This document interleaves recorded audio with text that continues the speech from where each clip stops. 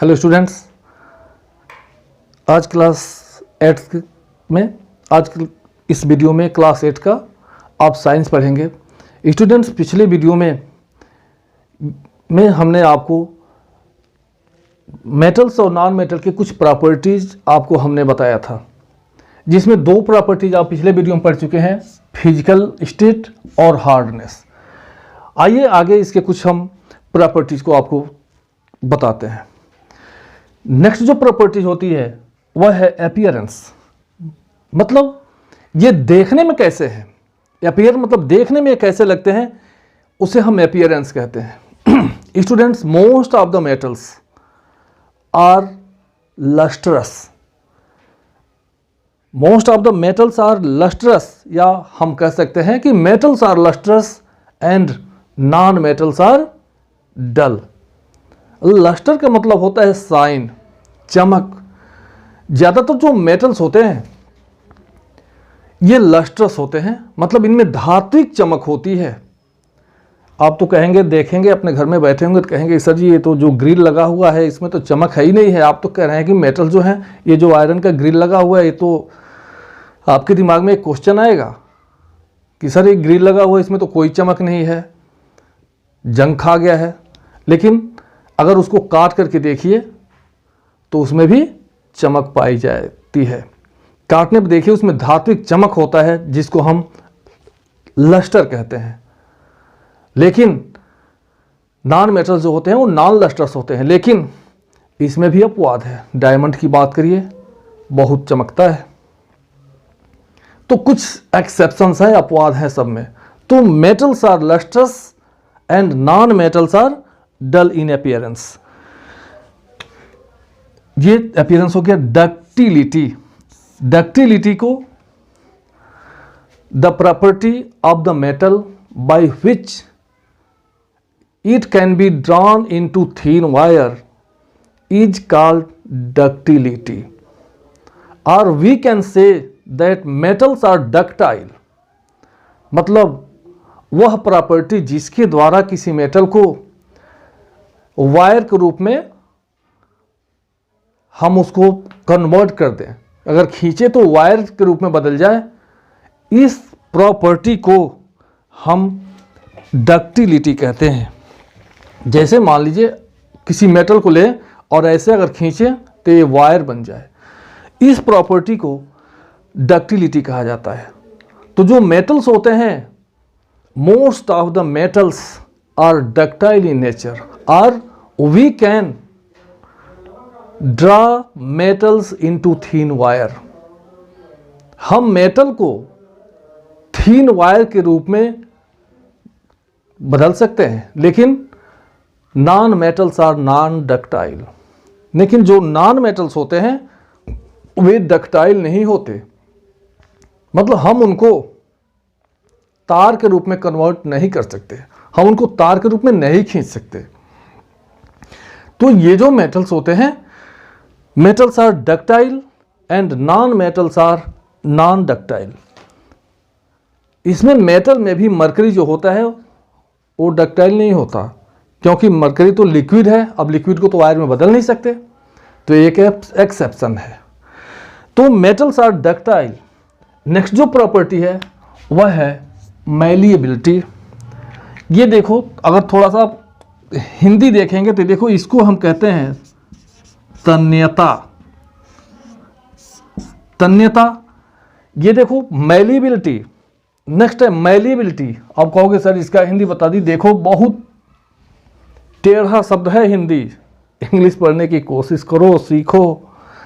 Malleability का हिंदी होता है आघात वर्धनीयता।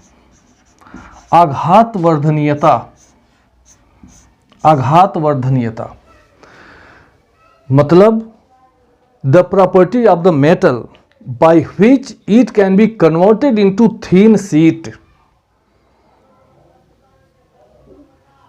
Is called malleability. मतलब मेटल की वह प्रॉपर्टी जिसके द्वारा मेटल को पीट करके पतले चादर के रूप में कन्वर्ट किया जाता है, इस प्रॉपर्टी को कहते हैं मैलिएबिलिटी। आघात वर्धनीयता, मतलब हम कह सकते हैं कि most of the metals are malleable.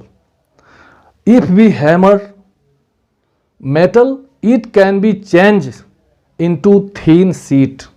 This property is known as malleability. अर्थात हम मेटल को हैमर से पीट करके, हथौड़े से पीट करके हम इसको पतले चादर के रूप में कन्वर्ट कर सकते हैं. और जो मेटल्स होते हैं बिना ब्रेक, मतलब बिना टूटे हुए, ये पतले चादर के रूप में कन्वर्ट हो जाते हैं. और इस प्रॉपर्टी को हम कहते हैं malleability. Silver, gold, copper are very malleable elements. सोना, चांदी, कॉपर, ये बहुत ही मैलिएबल एलिमेंट्स होते हैं. आपने देखा होगा मिठाइयों की दुकानों पर सिल्वर के पतले पतले फोल्ड में मिठाइयों को ढक करके सजा करके रखा जाता है. ये मैलिएबिलिटी की प्रॉपर्टी पर आधारित होता है कि उस सिल्वर को हैमर्ड कर करके पतले चादर के रूप में उसको कन्वर्ट कर दिया जाता है. तो ये मेटल्स की प्रॉपर्टी होती है कि most of the metals are malleable, कि जो मेटल्स होते हैं वो मैलिएबल होते हैं, मतलब हम उनको पीट करके हैमर से पतले चादर के रूप में हम उनको कन्वर्ट कर सकते हैं. तो ये मेटल्स जो होते हैं मैलिएबल होते हैं, लेकिन non metals are non malleable. Non metals जो होते हैं वो मैलिएबल नहीं होते. नेक्स्ट है सोनोरिटी. सोनोरिटी मतलब metals produce ringing sound when we struck it. मतलब मेटल्स को पीटने पर मेटल से रिंगिंग साउंड प्रोड्यूस होता है. तो मेटल्स आर सोनोरस. हम कह सकते हैं कि most of the metals are sonorous. मतलब ये जो मेटल्स होते हैं वो सोनोरस होते हैं क्योंकि मेटल्स में रिंगिंग साउंड पाया जाता है. अगर आप किसी वस्तु को लेकर के अगर किसी मेटल्स को आप पीटेंगे तो जो मेटल्स होता है उनमें रिंगिंग साउंड निकलता है. लेकिन जो नॉन मेटल्स होते हैं, non metals are non sonorous. लेकिन नॉन मेटल्स जो होते हैं वो सोनोरस नहीं होते, मतलब इनमें से रिंगिंग साउंड प्रोड्यूस नहीं होती है. इसलिए जो बेल्स होते हैं वो मेटल्स के बनाए जाते हैं, नॉन मेटल्स के नहीं बनाए जाते हैं. तो ये मेटल की प्रॉपर्टी होती है कि इनको पीटने पर, इनको स्ट्रक करने पर रिंगिंग साउंड प्रोड्यूस होता है. तो हम पहचान सकते हैं कि ये मेटल है या नॉन मेटल है. उसके बाद है electrical conductivity. Electrical conductivity, metals are good conductor of electricity. Metals जो होते हैं वो इलेक्ट्रिसिटी के गुड कंडक्टर होते हैं, मतलब इनमें से होकर के इलेक्ट्रिसिटी बहुत बढ़िया से फ्लो होता है. बट एक्सेप्ट ग्रेफाइट, ग्रेफाइट को छोड़ करके non metals are poor conductor of, are bad conductor, are insulator of electricity. लेकिन नॉन मेटल्स जो होते हैं वो इलेक्ट्रिसिटी के बैड कंडक्टर होते हैं, पुअर कंडक्टर होते हैं. हम कह सकते हैं कि नॉन मेटल्स आर इंसुलेटर. ये जो नॉन मेटल्स होते हैं वो इलेक्ट्रिसिटी के इंसुलेटर होते हैं. वही नॉन मेटल में केवल एक ग्रेफाइट एक ऐसा नॉन मेटल है which is good conductor of electricity. तो ये जो एक्सेप्शंस है, जो अपवाद हैं, इन्हें आपको याद करना है.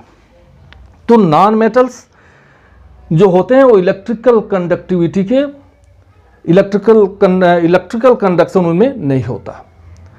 आपको बताएं ये क्वेश्चन, जो सिल्वर होता है, silver is the best conductor of electricity. Silver जो मेटल है वह इलेक्ट्रिसिटी का सबसे बेस्ट कंडक्टर है. यह कंपटीशन का क्वेश्चन है, which is the best conductor of electricity. तो आपका जवाब होगा silver. Silver is the best conductor of electricity. And question पूछा सकता which non metal is good conductor of electricity. तो आपका जवाब होगा ग्रेफाइट. तो कहने का मतलब है कि जो मेटल्स होते हैं वो इलेक्ट्रिकल कंडक्टिविटी उनमें पाई जाती है, और नॉन मेटल्स जो होते हैं वो उनमें इलेक्ट्रिकल कंडक्टिविटी नहीं पाई जाती। नेक्स्ट जो प्रॉपर्टी है वो है thermal conductivity. Metals are good conductor of heat and non metals are bad conductor of heat. कहने का मतलब है कि जो मेटल्स होते हैं ये हीट के गुड कंडक्टर होते हैं।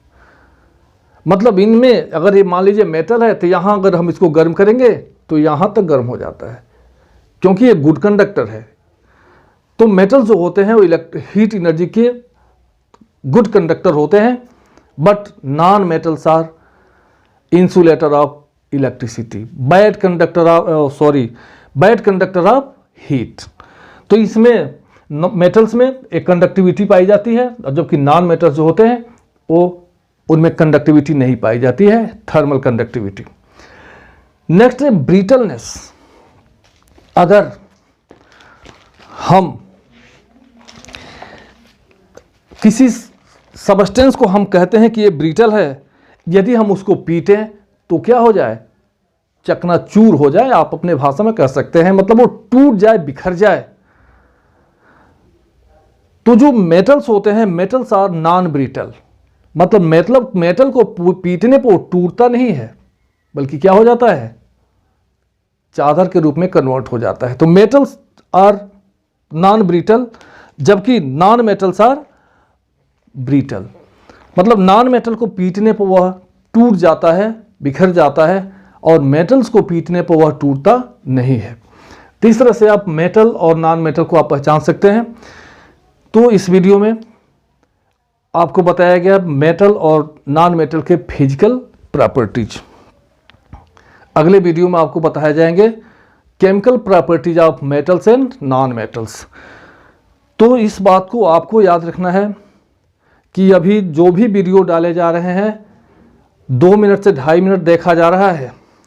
स्कूल खुलने के बाद सारा हिसाब होगा कि आपने क्या पढ़ा, किस वीडियो में कितना पढ़ाया गया, उसमें क्या पढ़ाया गया, ये आपसे क्लास में क्वेश्चन होगा।